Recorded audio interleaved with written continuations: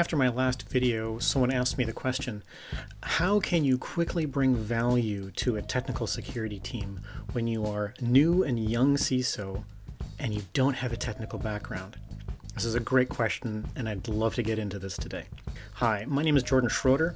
I am passionate about helping business and security leaders take their security program to the next level, because if we can all get this right, we all win.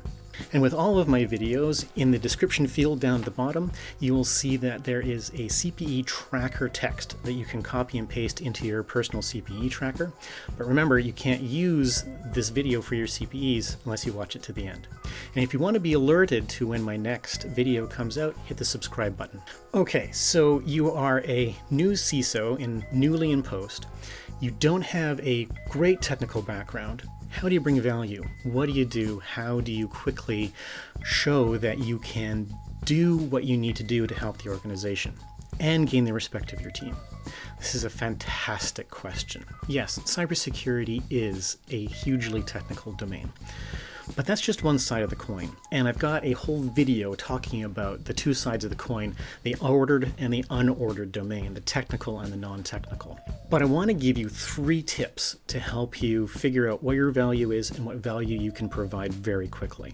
The NIST NICE framework lists 52 job domains within cybersecurity, and each one of them is technical in its nature. And no one is an expert in all 52, and no one is certainly expecting you to be an expert in all 52. So what does that mean? One, well, that's going to mean that you're going to have your technical team that you have who are going to be experts in a few of those domains, but you're probably still not going to have people to cover all 52 of those domains. So what do? You need to be able to get answers in each one of those 52 domains very quickly. You can do this in 2 ways.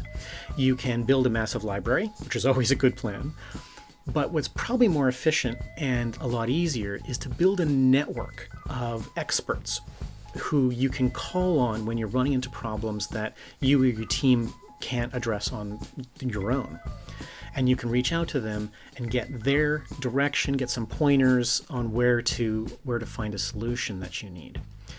And that network is where you're going to build your career as a CISO.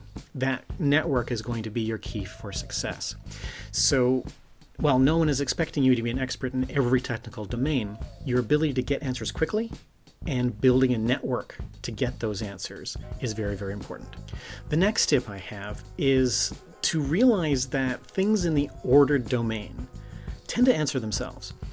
They have a best practice, they have an established solution, or there are things that you can research or analyze to come up with the best possible answer for your situation given your constraints and your context. The questions in the ordered domain have a tendency to answer themselves. So what you want to do as a security manager, as a CISO, is to equip, supply, resource, and protect your technical team to just get on with their job. You want them to provide those answers when you're dealing with ordered problems in the ordered domain. That's why you have a technical team. That's why we love the technical teams. You want to be able to help them do their job without interruption and without interference. That'll make you a fantastic manager, and that'll make your technical team love you. But on the other side of the coin, like I've talked about several times before, on the other side of the coin is the unordered domain. And this is where you have unordered problems, things that are that have high ambiguity, things that are not clear, things where the ordered solutions aren't working because the context is different. You're dealing with human behavior, you're dealing with human nature, you're dealing with a lot of unknowns that you haven't identified yet. And this is where you as a manager, as a non-technical manager, can really shine.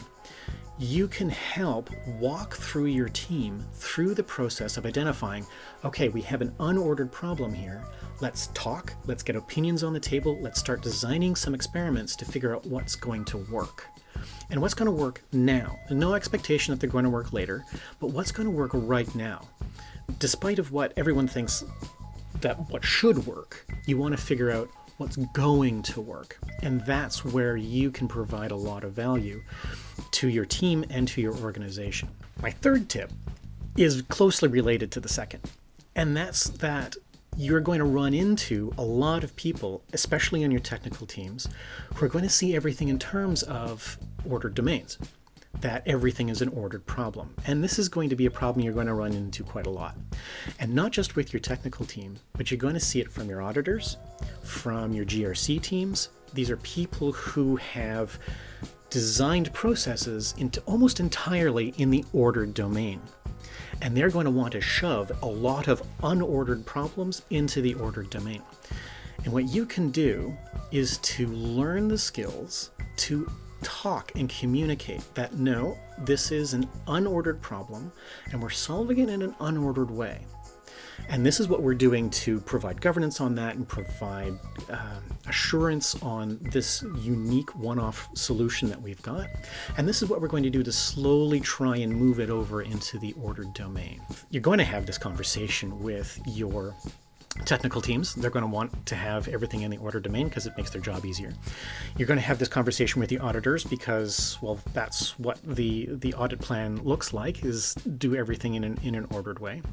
And then your business management, your C-suite, your managers, whoever you report to, you will also have to have this discussion to say, yes, we've got these things which are these ordered problems which are solved in an ordered way.